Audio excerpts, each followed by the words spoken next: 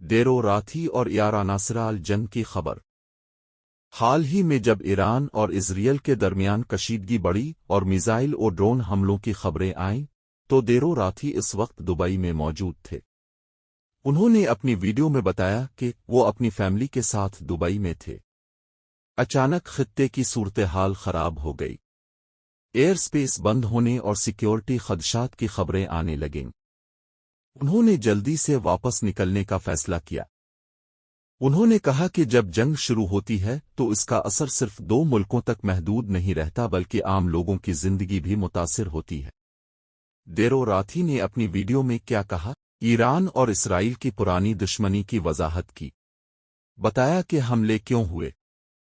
یہ بھی کہا کہ اگر جنگ پھیلتی ہے تو تیل کی قیمتیں اور عالمی معیشت متاثر ہو سکتی ہے۔ بھارت سمیت دوسرے ممالک کے موقف کا بھی ذکر کیا۔